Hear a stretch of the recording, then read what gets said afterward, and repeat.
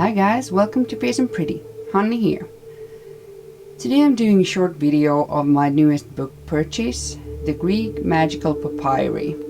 It's often just shortened with PGM, as shortened from the Latin Papyri Graecae Magicae.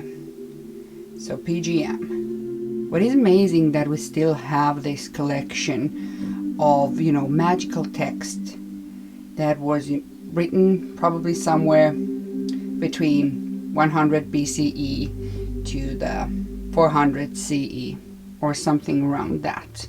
It's amazing that because, Christianity, Romans, I don't know, who knows who else destroyed actually a shit ton of amazing books and papyrus and whatever that was written down during the old days, and so much of knowledge was just destroyed.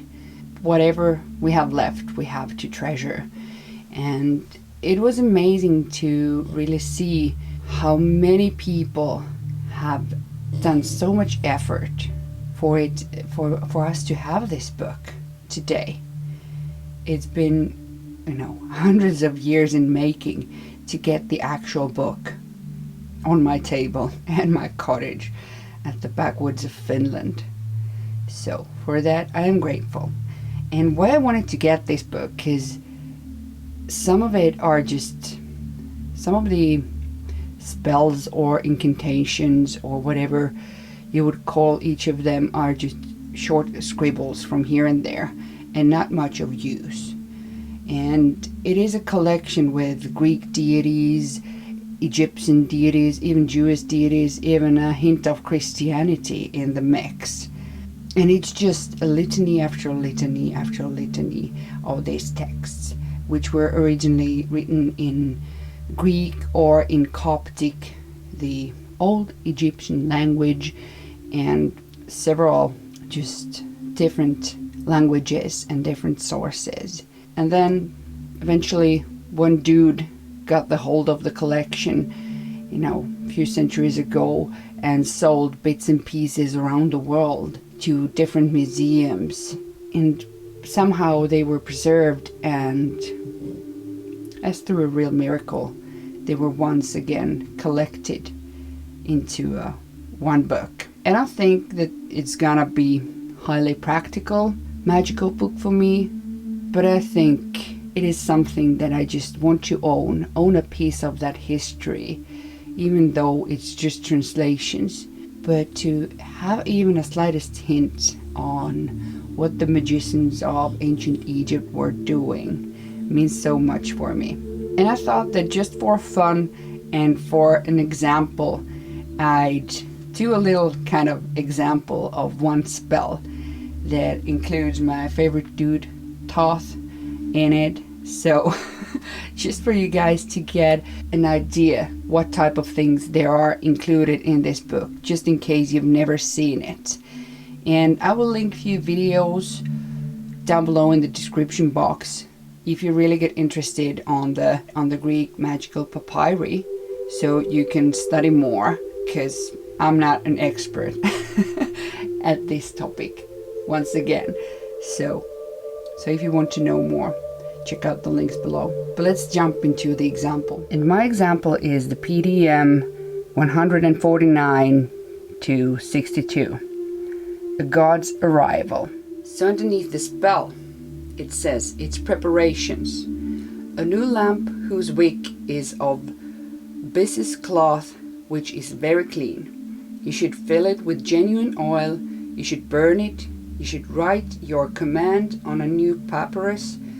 You should put it under the lamp. You should put a lobe of great love plant under the lamp's mouth, and you should recite these names above to it 8 times. And then there's also instructions for the ink to be used. Here's the ink with which you should write your command on the book roll. Great of loved plant, a leaf of olive tree. You should cook them, make them into myrrh ink, and write with it. And because I don't have the slightest clue of what is the great of love plant, so just for decorational purposes, I picked few roses, wild roses from my garden at the cottage, and I have some incense on the background, just to set out the mood. So when you've created the ink and got the new lamp, and because I don't have an oil lamp, but I have a really old lamp made out of brass, just here to represent the brand new oil lamp. And so the actual spell goes: a god's arrival of Thoth according to what is outside. And then the saying formula goes: I call to you, O Thoth, the hearing ear, who listens to everything. I call to you in your names, which are great, which are divine. And then I'm gonna butcher a shitload of old deity names. Alips, Tablips, Silips, Gagarpaotar, Tanasima, Kah, Orthömenkroen, Balsa, Alabakhabel. Awaken to me, O Lord of Truth. Tell me an answer in truth to the God's arrival concerning such and such a thing. So I guess here you would put your concern. In truth without falsehood therein, so that I may awaken and find it out. And one should be repeating these names 8 times. So try to say all this at least for once, but 8 times. There's a challenge.